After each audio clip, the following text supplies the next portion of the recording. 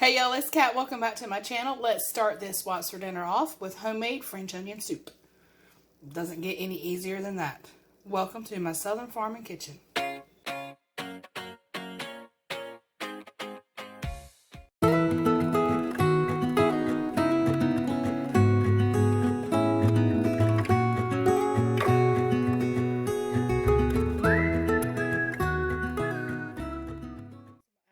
Olive oil. I like to kind of coat the bottom quite a bit because these onions are going to be in the pan for a while cooking, kind of slow and happy and just coming all together, just yummy. So I'm going to let this come up to temp just a little bit and then I'll add my onions.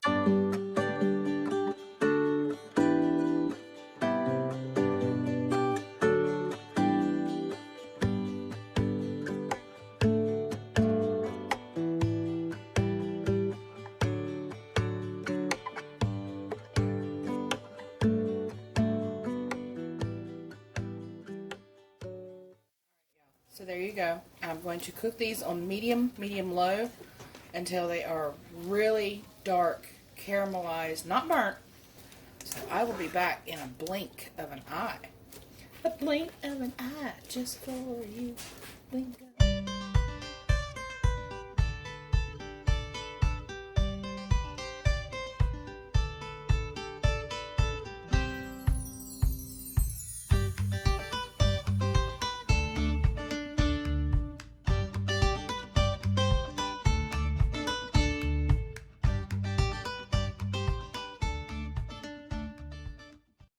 So I'm going to bake these at 350 for about 15 to 20 minutes. And then when they're done, I'm going to let them cool, cover them, and set them aside for later on. That right there is a meal in itself, though, really. Alright, so just as my onions start to soften, this step is optional. But if you have, I like to freeze the bones from a T-bone. So I've had these in the freezer for a little while. I'm actually going to put these in there. It adds a real depth of flavor that is just really good. So I'm going to add those in with my onions. Like I said, that's purely optional. But I'm going to add them in there and let them cook with the onions for just a little while. You have to maneuver them. It's not as easy to stir them, but it's worth it. It's worth the extra work. Alright, so maybe it's hard to see on camera, but these guys have gotten really dark, just the way I like them. Now, I'm going to add some Worcestershire. Is that an old joke? Oh well. We're going to add some Lea and parents. And I'm just going to add it until I feel happy. There's no rhyme or reason as to how much you use. You can use none at all, but I don't recommend that. I'm going to leave the bones right in here for now. Just adds more flavor. And now I'm going to add some beef broth. And I do use the low sodium so I can try to control that just a little bit. So we're going to go ahead and put that in there. We're going to put 1.5 containers. So I'm going to put the heat on about medium, and I'm just going to let it come to a very gentle simmer. You don't want it to boil. And then I'll just get my bowls ready, and the bread ready, and dinner will be done. Alright, so you can eat it just like this. You can dip it in there. I've done that plenty of times, but... Oh, the oven's ready. So the oven's actually ready for this. So that bread I did just now... I'm going to grab my knife here. I like it to go in kind of crusty, making a mess over here. So go ahead and try to put that in as best I can. It's alright. Now, a lot of people like to put provolone. I like provolone, but this is how I do it. A little bit of grated Parmesan. And then I'm going to add some Swiss right to the top. Just like this.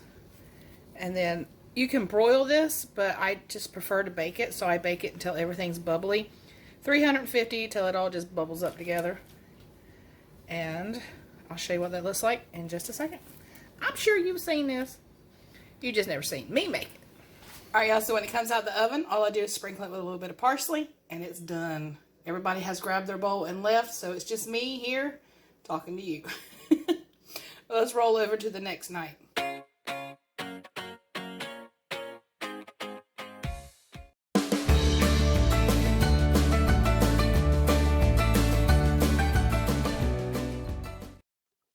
So after the hamburger browns and the onions are soft, go ahead and just drain it a little bit.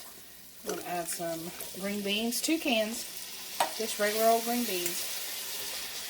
This is a low carb dish, and I'm going to tell you, after the past 2 weeks, I need a low carb dish. 1 can of cream of mushroom, any kind. No judgment here. And then I'm just going to fold all this together.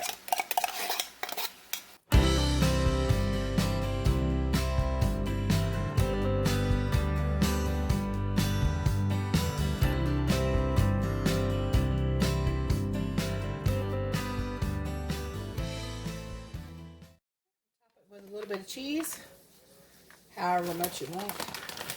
And I'm going to put it in the oven, 350 degrees, until the cheese is bubbly and just ooey gooey delicious. Alright, y'all, so it bakes for about 15 minutes, and that's what it comes out looking like. Absolutely delicious. We serve it with some cucumbers and ranch and some garlic bread, and that is dinner tonight. Alright, y'all, I got some leftover steak from Christmas, so I'm actually going to cube this up. It is ribeye. You can do this with any kind of meat, even hamburger. But what I'm going to do is take this leftover beef, cube it up. I'm going to use the leftover French onion soup. I'm making vegetable beef soup. Use what you got and don't waste anything. That's my motto. So let me go ahead and cube this up a little bit.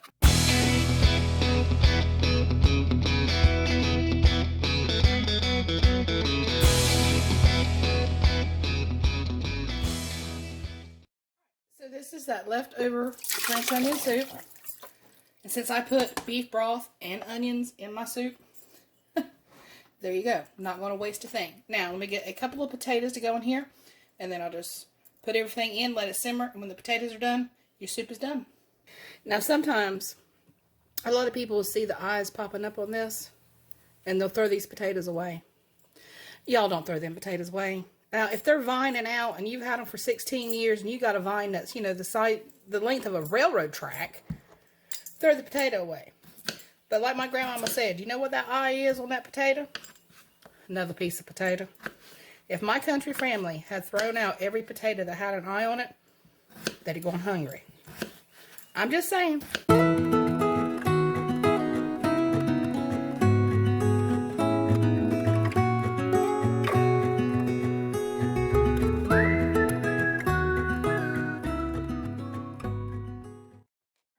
Some more beef broth, just kind of bring it up over the potatoes a little bit.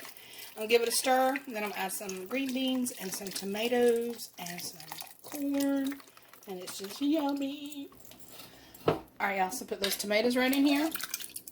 Ooh, that was the great tomato shot right there. You saw all them tomatoes. Give it a stir. Kind of chop as you go. I kind of like them big, but you can use diced tomatoes if you want them really small. Really small. I'm going to add 1 can of whole kernel corn, and I'm out of green beans. I am, but I'm going to tell you something. I'm going to the store right now just for green beans. I know you think I'm probably crazy, but y'all, I don't want vegetable beef soup if it doesn't have green beans in it.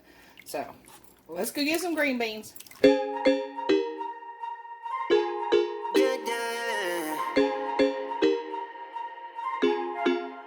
For so long, I've been trying to get you out of my head. Oh yeah, but somehow I always seem to wake up in your... Alright, y'all. That's much better. Alright, y'all, so that is going to do it for this recipe. That's also going to do it for this video. And I hope that you enjoyed it. And if you did, make sure you hit that like button. Subscribe if you're new. Stick around. And I'll catch you on the next one. Take care, my friends. And may God bless you.